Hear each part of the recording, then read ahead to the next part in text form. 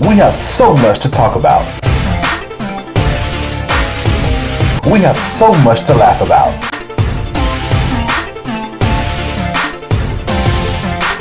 All here on Finkley.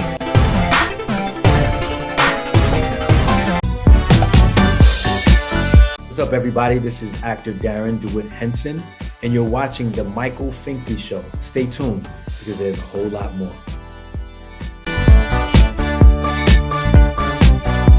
On the next Michael Finkley, relationship expert Carrington Brown is with us. He tells us how he got started within this unique profession. Next. I will make it. If I can make it through the night, just to see a brighter side, 'cause I've been working all my life just to make it. Hello everybody, welcome to the Michael Finkley Show. Thanks for joining us today.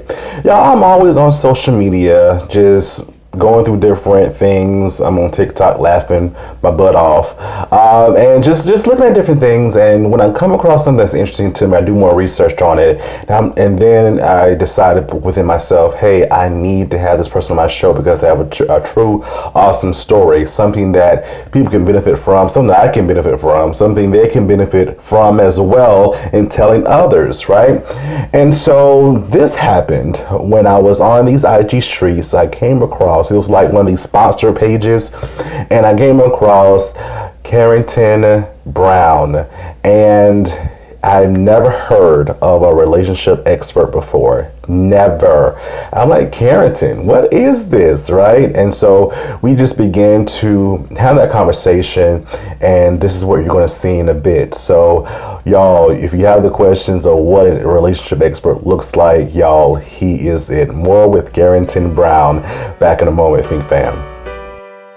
Coming up, we have Carrington Brown with us. Don't go away. This is RJ Smith. I play James on The Rookie on ABC. And right now, y'all are tuned into the Michael Finkley Show. Check it out. It's awesome. Let's get it going, y'all. On the next Michael Finkley, country music artist Matt Tucker's here. He chats with us about how he got started in the industry and his new projects. Next Finkley, Thursday.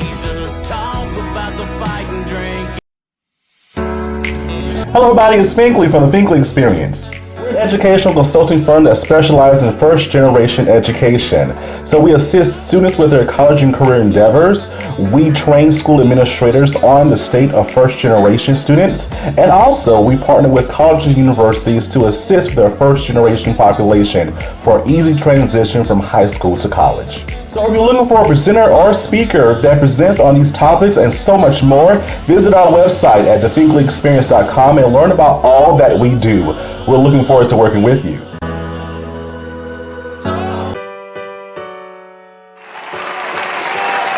Hello, everybody. Welcome back to the Michael Finkley Show. Now, y'all, my next guest, he is a relationship expert. He is a transformational speaker and coach, and y'all, the list goes on and on and on and on. What we're going to talk about, I promise. He is none other than Carrington Brown. Carrington, thank you for being with us today. My God, I appreciate you for having me, man. I'm excited to have this conversation with you. Yeah, I've been looking forward to it. I'm like, is it 9 o'clock yet? Is it 9? Is it? Looking forward to this. Looking forward to this. And so when I came across your profile and I started reading about what you were about, I'm like, whoa, whoa, whoa. Now he's making a difference in the world around him and for himself, because I know that he's listening to himself too.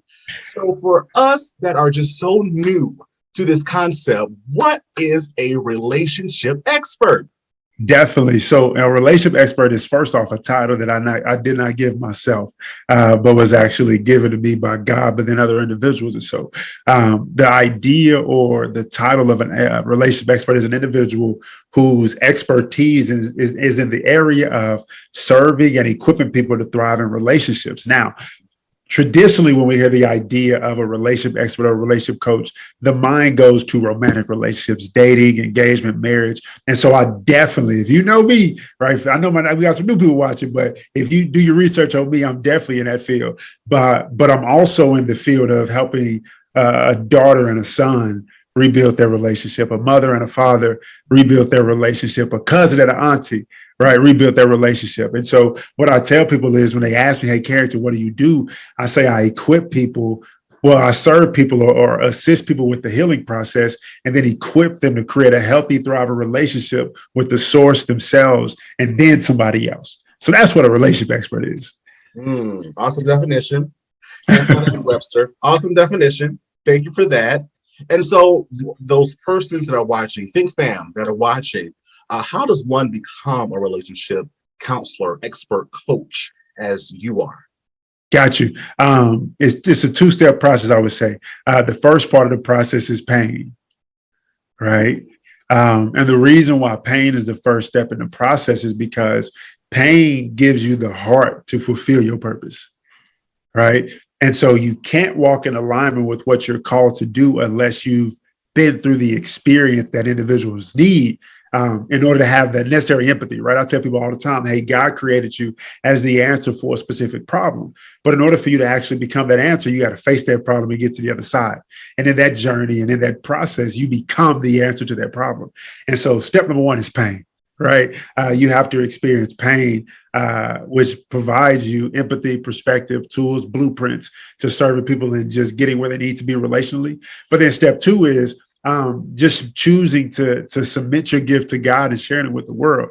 When I look at just being a coach, a lot of it is just service, right? It's very easy to get in the field of coaching, and you got all types of coaches, but it's very easy to get in the field and be just so focused on money, because you can make a lot of money in this field because everybody wants a relationship. Everybody wants to be dating. Everybody wants to get married, but people can see and tell the heart behind the work that you do, right? And so you have to have the proper heart posture in order to be I would say, an excellent and a purposeful relationship coach. So the two steps is get you some pain, right? And then submit to your process and your purpose and get that to God, allow him to just walk you through that.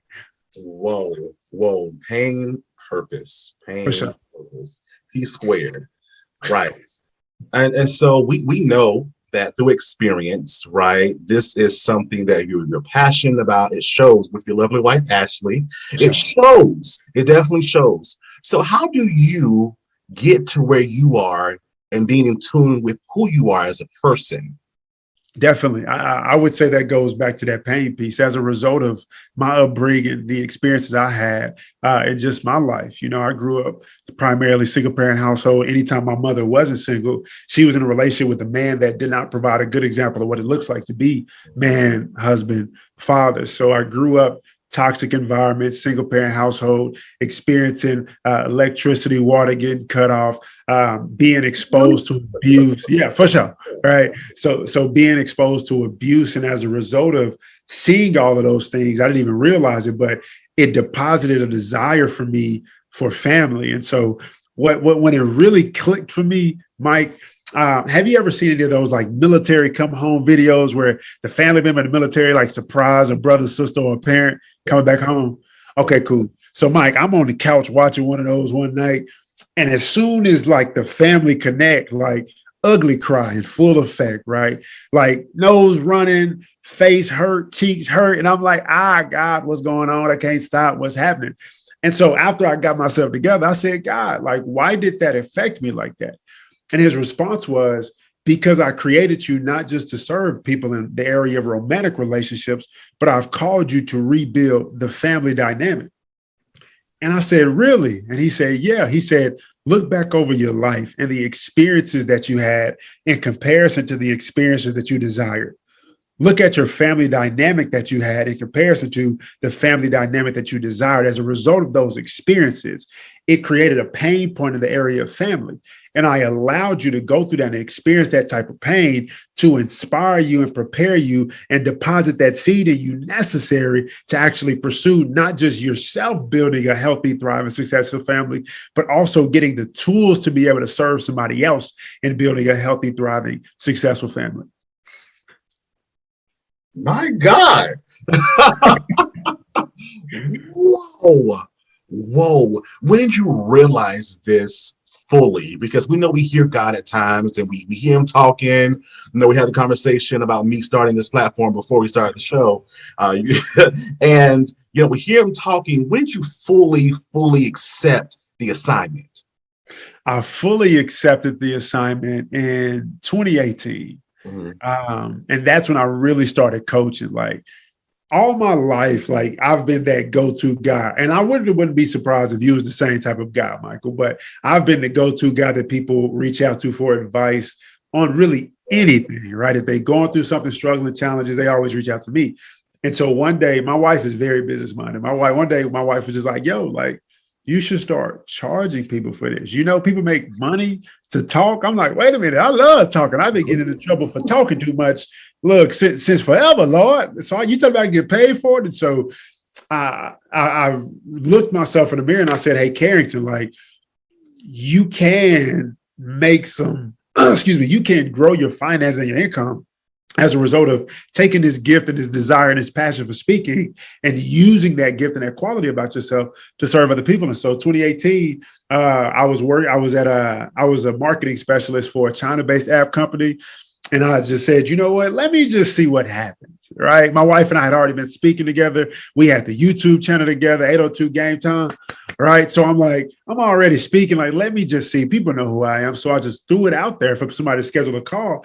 And like the day I put it out there, somebody scheduled a call with me. And so I'm on my break one day and I go to that car and I do my first session and I'm nervous and don't know what to do with myself. And I'm like, oh my gosh. And I do that first 15-minute consultation. And after that, we just turned up, right? Like in that 15 minutes, that individual told me, hey, like what I learned in this 15 minutes, like it blew my mind. And I'm like, really? Just 15? All right, cool. And then from there, just connected with the business mind of my wife and just expanded my platform of what I was actually doing as a coach to serve more people. Wow. A man's gift will make room for him. And 100%. That's what happened to you, sir. That's what continuously is going to happen for you as well. And when you look at Carrington, without even saying a word, you know that he is a man of God because his light is so shining before men. And we do see your good work, sir. How does your spirituality play a role in what you do? Definitely. It is the fuel.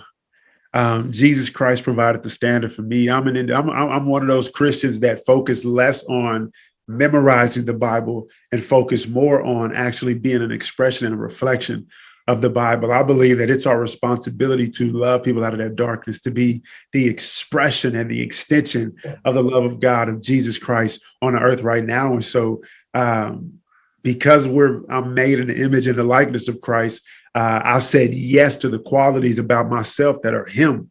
And because of that, like nothing I do is without him. Even like as a coach, I pray in my sessions and out of my sessions and go and get to my session.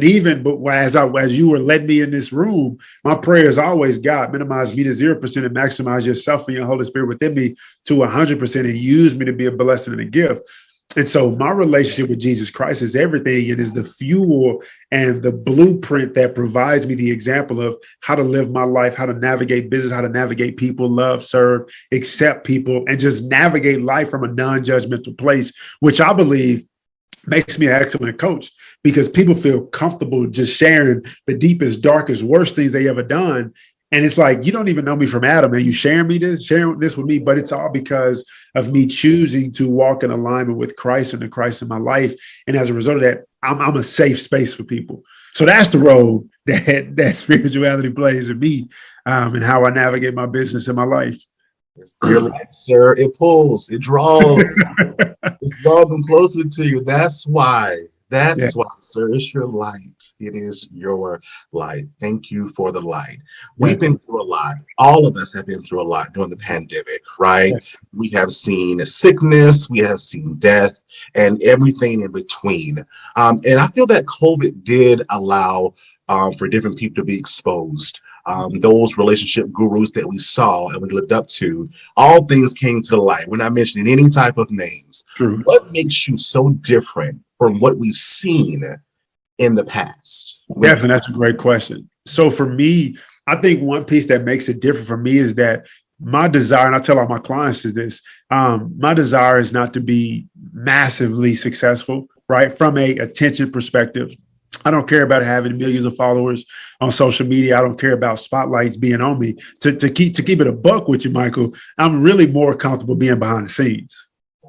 I'm really more comfortable like serving and being the number 2, number 3 guy and helping somebody else be great. And so what makes me different, one, is that lack of desire to just have all of this tension. 2, I actually like my wife and she actually likes me. And the way that we're set up, my wife and I are not the type of people that'll go on social media and just put out this persona and image of ourselves that's not in alignment. Like when I'm in my moments of not liking my wife, I'm not about to post you on my social media because that's being fake to me. Like I don't like that. And so I believe that, man, the factors or the qualities that make me different from these other individuals that you spoke of to an extent that, you know, had these platforms, but to an extent fell from those roles is my intentionality with actually having and maintaining a relationship with my wife, my intentionality with maintaining my relationship with God. And then along with that, my heart to serve people just naturally, my lack of desire for just a whole lot of attention, and just wanting to see the world heal, man. Like let's be honest, man, I've given so much and done so much I've connected with people that I've worked with for a year for free. Like on it, like we doing weekly sessions and I'm not the cheapest person. You feel me? So we're having weekly conversations, life-changing, impactful conversations. And I'm not charging you a dime. Why? Because it's more about purpose than profit for me. And that's the biggest thing. It's like, God put me here and gave me this responsibility of doing this. And so as a result of that, I'm not about to lose my relationship with God for nobody. Mike, listen, I ain't about to play with Jesus like that. Right. And so, man, I would say just overall, and you brought it up, that relationship with Jesus Christ and really understanding and recognizing the responsibility that comes with that. Like, I ain't about to play with that. I'm not. I love this conversation because as you were talking, you remind me of the scripture, you know, seek you first, one of my favorite, Matthew 6:33, seek ye first the kingdom of God and all his righteousness, then all these things shall be added unto you. You put him first in everything that you do, then he'll give you everything else that you need and you want and you desire, because he wants to give us desires of our heart. Thank 100%. You for that. Thank you for your gift.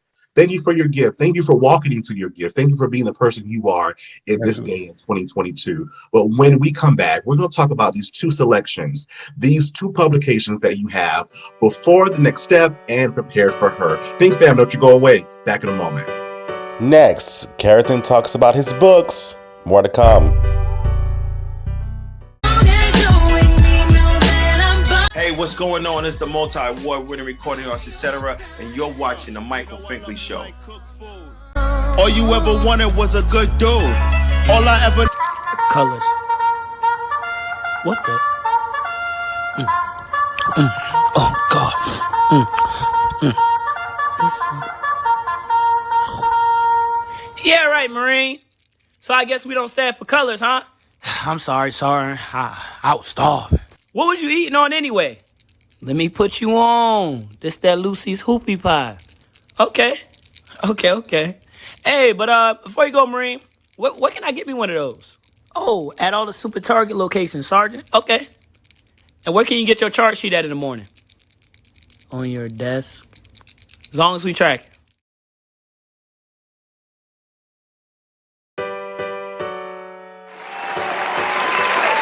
Hello, everybody. Welcome back to the Michael Finkley Show. Y'all, I'm still chatting with my new dearest friend and brother. He doesn't know that yet. But my new dearest friend and brother, Carrington, is with us, the relationship expert. And I'm just learning so much more about you. I say this quite often, but I still bring this to be true, that you see people on social media, and they're just so two-dimensional. Right. But when you have a true conversation with them and get to know them just so genuinely and authentically, you become that three-dimensional figure. So thank you for being three-dimensional, bro. Thank you. Yeah. Thank you for the opportunity to be three-dimensional, right? Definitely. So 2 publications that you've written, I definitely want to talk about this. Before the next step, questions before I do, and then you have Prepared for Her, the journey from good man to great husband. So let's start with Before the Next Step. You provided 300 questions to ask prior to saying I do, and it ranges from health to finances to sex to children to the past of each other. Why are these questions important? Because people don't ask them. And then they end up saying I do, and they get caught off guard with the expectations. So when I do premarital counseling, like the most impactful conversation that we have, well, the second most, is an assignment I give them called marital expectations. And what I do is I have both parties write out their marital expectations for finances, sex, disciplining kids, raising children, health and fitness, spirituality, all of those things as individuals.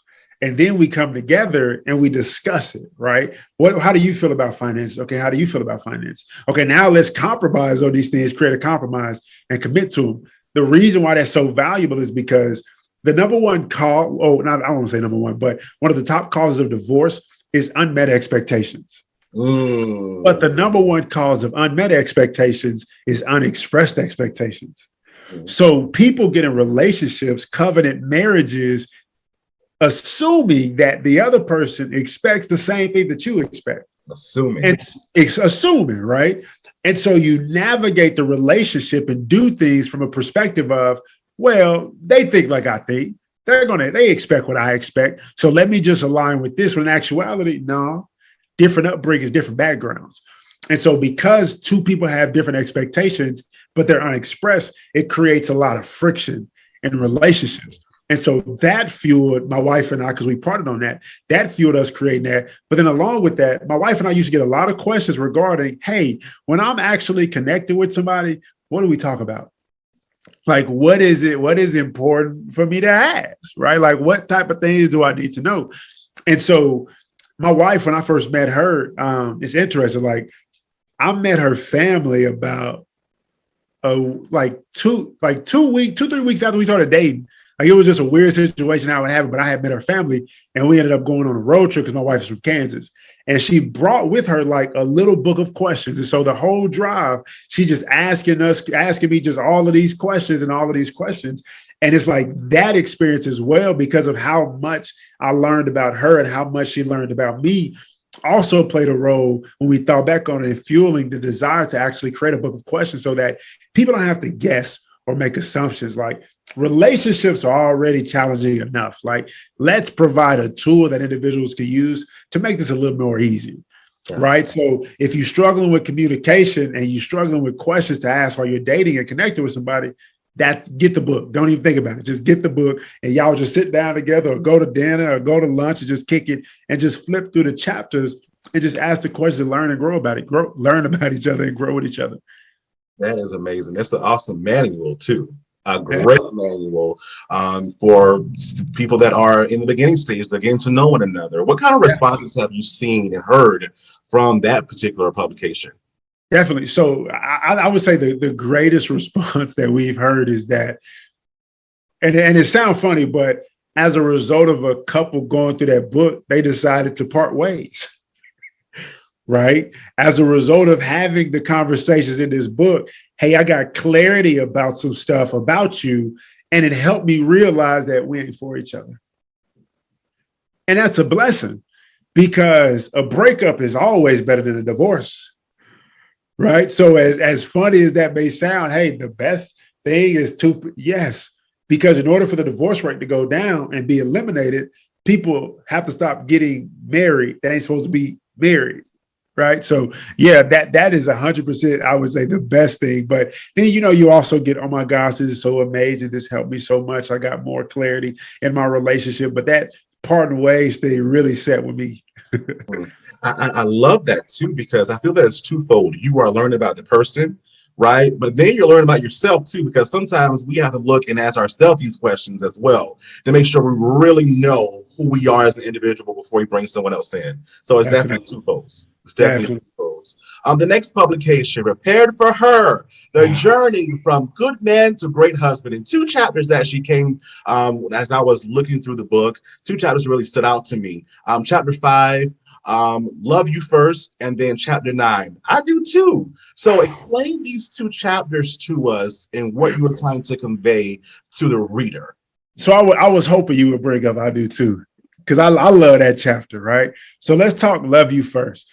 Matthew 22, I believe, 34 to 38, an expert in the law comes to Christ and says, hey, what is the most important commandment?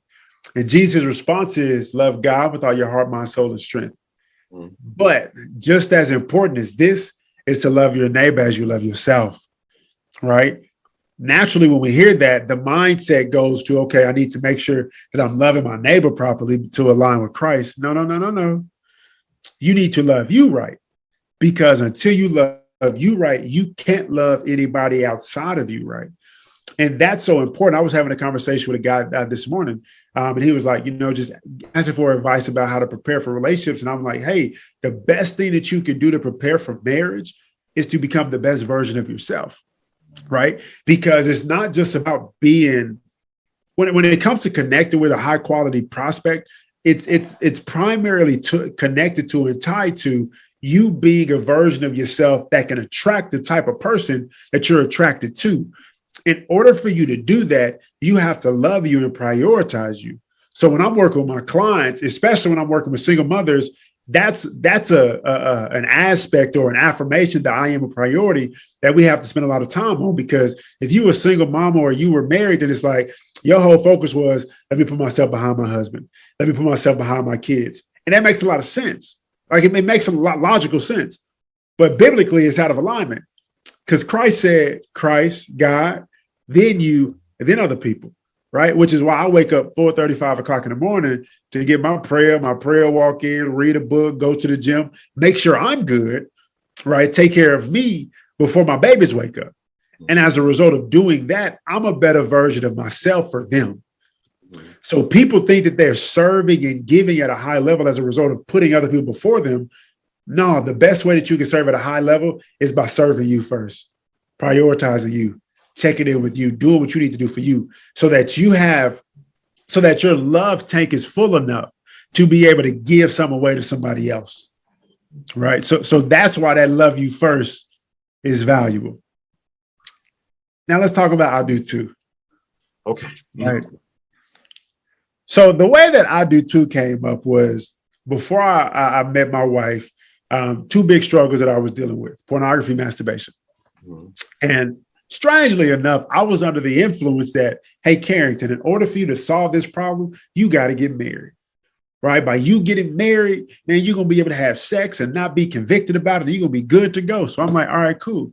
And so why I labeled the title of that chapter, I Do Too, is because in actuality, when you're up in front of those family members, those friends, God, the preacher, whoever's officiating, when you say I do to that person, your struggles and your addictions and your insecurity and your toxicity and your challenges, they say I do too.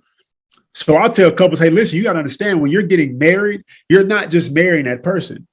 You're marrying their addictions, their struggles, their challenges, and their trauma.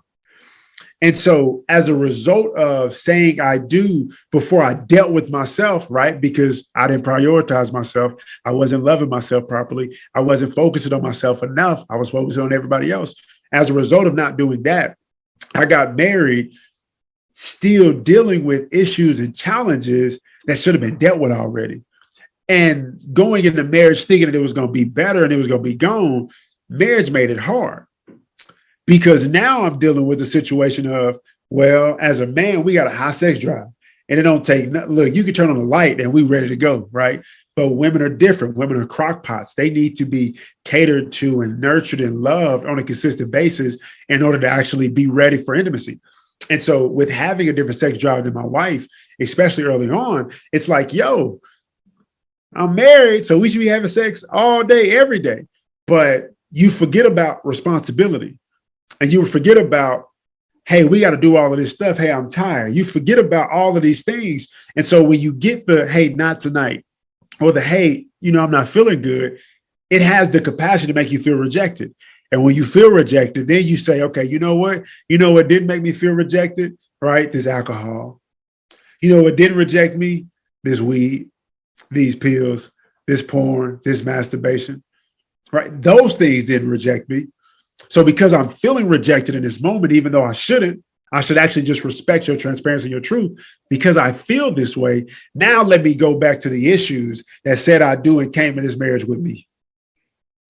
And I need people to understand that before they say I do to somebody else, they first need to say I do to themselves and be intentional and transparent and honest with where they are so that they can deal with and heal from what they battling with and struggling with.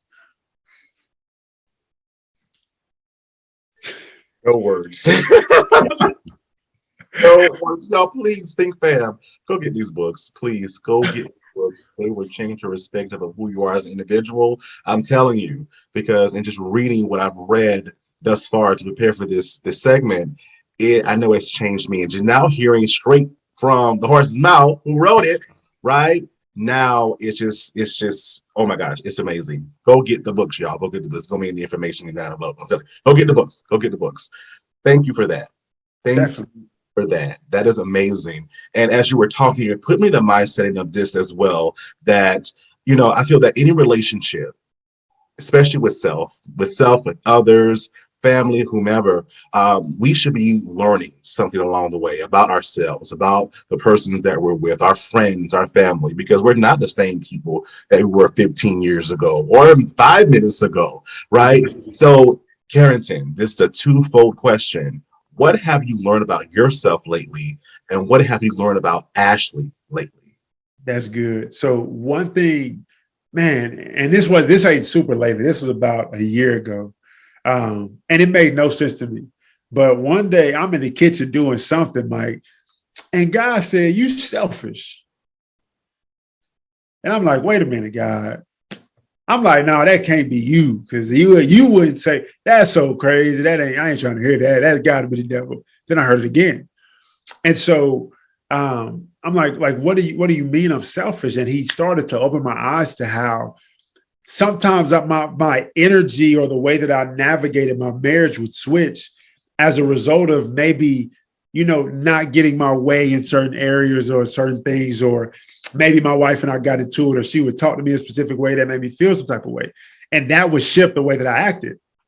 And so God opened my eyes to me being selfish. And as a result of that, I dealt with that. And now one of the things I tell husbands all the time is that, hey, even if you feel like your wife is being a bad wife, that doesn't give you permission to be a bad husband, because you made that covenant with yourself, with her, and the God, which means that no matter how she's acting, you still have a responsibility to hold that up. So over the past, I would say 6 to 12 months, I've learned that I was selfish, right? And dealing with that and killing with that. I've learned that my eyes were open to the magnitude of the effect of growing up in an environment of bad examples of man. Like in the form of God opened my eyes to how the uncles and father figures that I had been around and growing up around, how a lot of their bad qualities had rubbed off on me.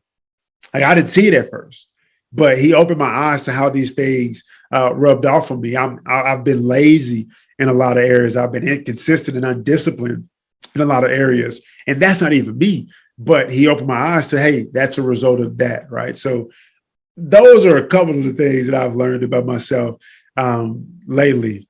My wife, I would say I've more learned that my wife, and it's not even learning, I guess it's more a matter of accepting. I've reached a point of being able to accept more that my wife is really on my team. I've been able to, I've learned the almost 8-year of marriage version of my wife and what she needs in comparison to year 2 her, and her primary love language in comparison to the year 4 her, and why she's like this and why she thinks like that. Like I'm really like observing my wife and learning like the whys behind everything that she does. And that's been so valuable for me because especially in marriage, man, it's very easy to get on your partner's nerve and then get on your nerves, but it's also very easily to get offended in marriage. And so as a result of gaining understanding, it kills to an extent that offense. And I just want to go back to something that you said a second ago, but you talked about, it just slipped my mind, Lord. You talked about learning something, right? You that's how you transitioned to this question. You talked about learning about yourself and others. When I talk to people about relationships, Michael, not even like just in general, in life in general, I'll tell them, hey, disappointment and being upset and being let down, all of that is a result of expectation, which means that as an individual, you need to create an expectation that serves you and benefits you. So I advise all of my clients that, hey, the foundational expectation that you should have of everybody in this world is to teach you something. That's it. Because I can walk past somebody and learn something. I can make eye contact with somebody and learn something, which means that me learning something from somebody doesn't require much to any effort on my part or theirs. I just have to see. Because as a result of having the foundational expectation of you just teaching me something, you can't let me down because you taught me something. You can't break my heart because you taught me something. You can't disappoint me because I'm here. I'm just expecting to learn something. And so, man, I'm so glad that you brought this question up because that needs to be the fixed focus and mindset and expectation of everybody, just to be taught something and to learn something. So, man, I appreciate you for asking that question.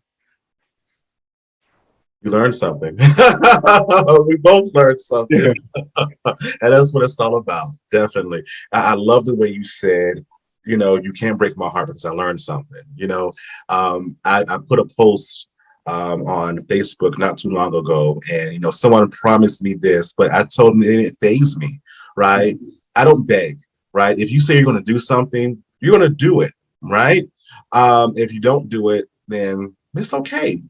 Yeah. It's okay, right? Yeah. And so I learned something from that situation. I learned something. I turned that negative into a positive. I think that's what we need a lot more of, especially in this day and time we live in 2022, turning the negatives into a positive. Thank you for that thought. Thank you. What are you working on currently yourself and then also collectively with Ashley? Definitely. So you just said the primary thing I'm working on myself, right? I'm being intentional about just growing and molding myself to the best version of myself. But what I'm working on is we actually so my wife and I, we have a free Are You Prepared for Marriage quiz. And then we just actually revamped it a little bit just because it's necessary, right? So I've been working on that. Also, Prepare for You is a group coaching program that I do. I'm actually about to relaunch that just in a different way. I've realized that people really, really, really need consistent accountability and support and wisdom and clarity when it comes to relationship. And so in about a month and a half, I'm going to open the doors for individuals to actually join in and be a part of that program as well. And then just traveling and speaking, Mike, man, I love talking to people. We talked about that earlier, Mike, but man, I love talking to people. So just being very intentional about when opportunities present themselves to go to this school or go to this church or go to this environment, man, just going, right? Just traveling and speaking and investing in people, man, on that mission to just heal the world one person at a time. One at a time. Yes. How can the Think Fam find you on social media? Definitely. So on social media, I am at the Carrington Brown on all social media platforms. I didn't intentionally want the in front of there, but somebody already had Carrington Brown. Look, I tell people my Instagram handle, they be like, "Oh, so you the?" And I'm like, "Man, I didn't choose that. The name chose me." You know what? Yes, I am.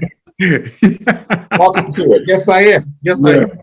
Yeah, so at the Carrington Brown on all social media platforms, or you can check out the website, get the books, even shirts. My wife and I have shirts as well, and other programs and products at www.thecarringtonbrown.com. Right, y'all, Think Fam, he is the relationship expert. It is the Carrington Brown. Thank you for being with us and sharing your wisdom, your knowledge, your experience in your words. Thank you so much. Thank you so much for having me. You're very welcome. Think fam, don't you dare go away. Back in a moment.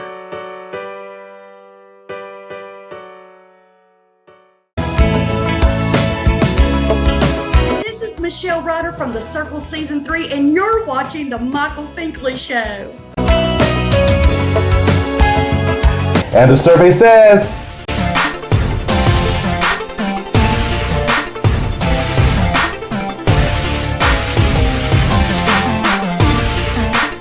we appreciate you so much for watching.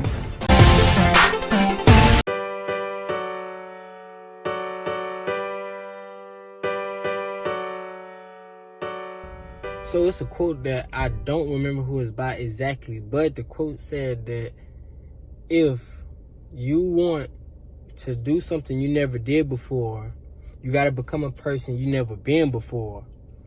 So you got to become something bigger to do something bigger. You have to be willing to reinvent yourself over and over again as the tasks get bigger, as the mission get bigger, as the times get harder. You got to be able to keep restructuring yourself, keep reinventing your mind to achieve whatever it is. Because don't forget, and you have to remember, the bigger the task, the bigger the goal, you know what I'm saying, the bigger that you have to become, the more that you have to overcome. So when you sitting there and you really thinking and you really preparing to just think about any athlete, any type of event that these people and athletes have to train for, the bigger the event, the bigger the training camp has to be. And all this go equal a bigger reward for you. New things and new tasks take a more strong. You have to become stronger to bear with things that happen to you in life, because life only gets harder than before, but it also get easier as you become more stronger. As you become more stronger, you can walk through more storms. As you can walk through more storms, you can find your way through more things to see the other side, which is victory. Which is victory, which is winning. That's what it takes. You have to become stronger mentally to overachieve mental challenges. To overachieve anything that comes your way, you have to become bigger. You have to become stronger. You have to become smarter. And you can do it. I know you can. I did it. You can do it. Anybody can do it. You just have to put your mind to it and put the effort in. So remember, the bigger the goal, the bigger the mission, the bigger the dream, the bigger the task, the more effort you have to put. The stronger you have to become, the more smart you have to become, more wiser you have to become. More effort has to be put in. That's when 100% not enough. That's when 110% not enough. That's when 115% not enough. That's when 120% is what's needed.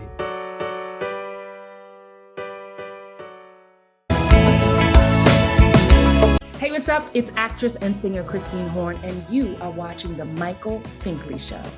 Boom.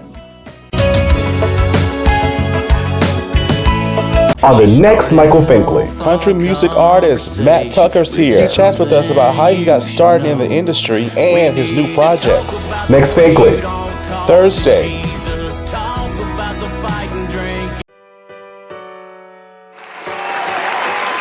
Hey, welcome back. Carrington, thank you for being with us and sharing your awesome, unique profession with us. We appreciate you so much, and again, much success to you and your beautiful wife and family. Thank you so much for being with us. If you haven't already, please subscribe to our YouTube channel, Michael Finkley Show. Ring that bell notification. We see an email saying, hey, new content's uploaded. Listen to us on Spotify and Apple Podcasts. And for more information about what we do here on the show, visit our website, michaelfinkleyshow.com. Of course, YOU42. Visit us at YOU42.com and find our content there. And of course, some exclusive things coming your way. Thank you so much for watching, y'all. Guess what? We'll see you next time. Have a good one.